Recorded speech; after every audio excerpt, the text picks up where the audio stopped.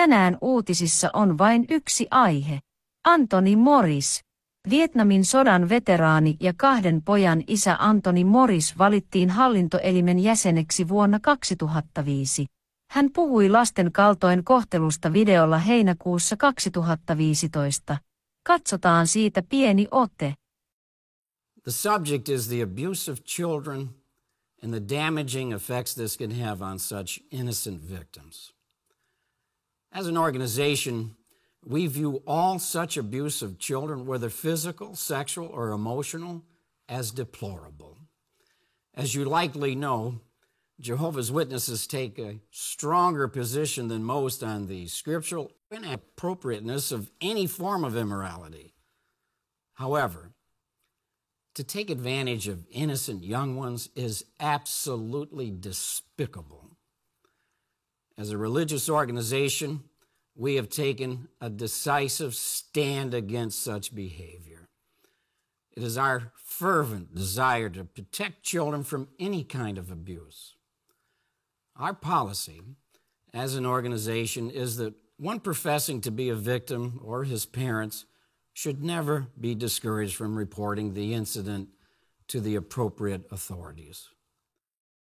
Anthony Morris piti Suomessa aluekonventin loppupuheen kesällä 2016.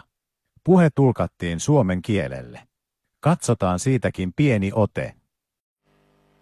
See, at Armageddon, Christ Jesus will stand up, and along with him, the 144,000. Armageddonin taistelussa Jeesus Kristus yhdessä 144 000 kanssa tulee taistelemaan, olemaan uskollisten palvelijoidensa puolella. And you imagine one angel destroyed 185,000. What's 144,000 immortal creatures with Jesus going to do? Jos yksi ainoa enkeli sai aikaan 185 000 sotilaan kuoleman, niin mitä Jeesus Kristus yhdessä 144 000 kanssa tuleekaan saamaan aikaan? Vuoden 2018 vuosikokouksessa Anthony Morris piti puheen, jossa hän tunnisti kadoksissa olleen pohjoisen kuninkaan. Mitä Morris sanoi? Katsotaan ja kuunnellaan. So someone, well, has the king of the north been inactive? Well, no. It appears he's never been this busy with the pushing with the king of the south. So this is it. At this point, we're confident to share with you Russia and its allies are the king of the north, and they're engaged in this pushing. Seuraavaksi kerromme uutisen Jehovan todistajien virallisilta uutissivuilta. Keskiviikkona 22. päivä helmikuuta 2023 päätoimistossa esitettiin ilmoitus, jonka mukaan veli Anthony Morris ei enää palvele Jehovan todistajien hallintoelimessä. Ilmoituksessa puhuttiin veli Anthony Morriksesta.